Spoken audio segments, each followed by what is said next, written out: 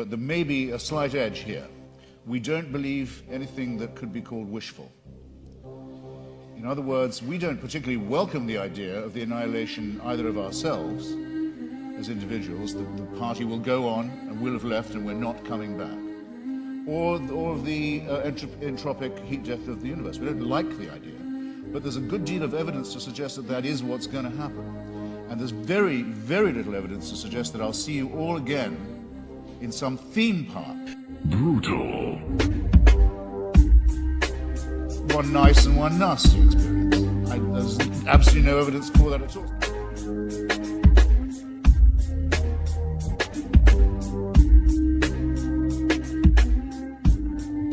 Okay, let me see. I don't think it's going to take 10 minutes to disprove the existence of God.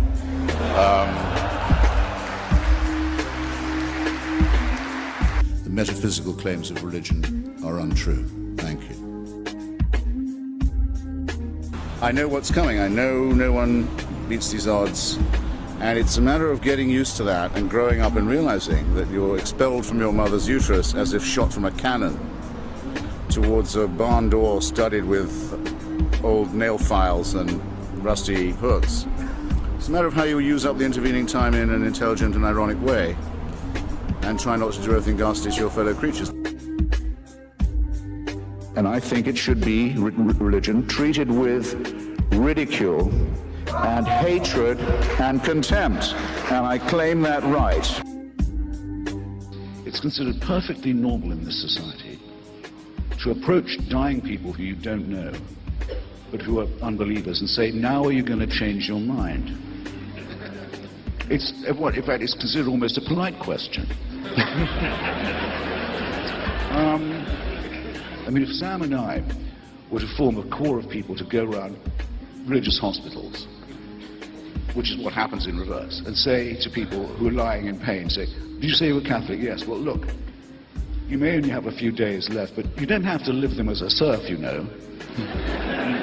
Just recognize that that was all bullshit, that the priests have been cheating you.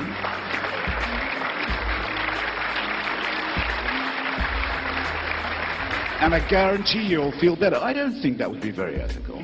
Okay, but I think it would be something of a breach of taste. But if it's in the name of if it's in the name of God, it has a social license. Well, fuck that, is what I say. We don't want people to live without wonder or mystery, and in fact we thoroughly recommend. Take a look through the Hubble telescope. See if you can get over what you see, the unbelievable beauty and symmetry and majesty of what you'll see. And you want to exchange this for the burning bush? I don't think you will once you've done it.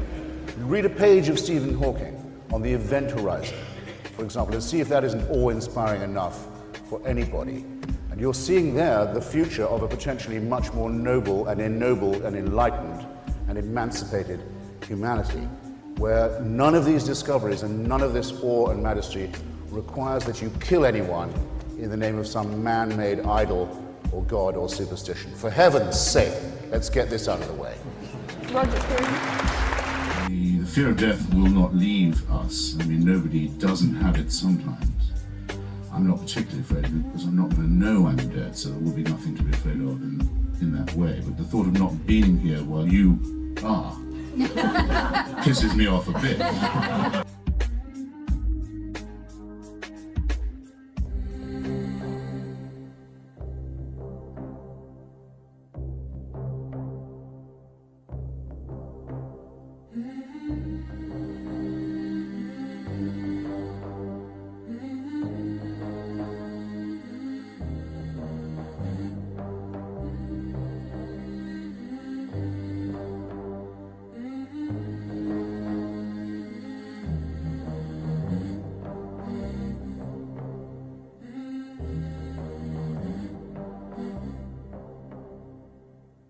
We have a number of questions, curiously enough, about your favorite things. One wants to know things you can't live without when traveling.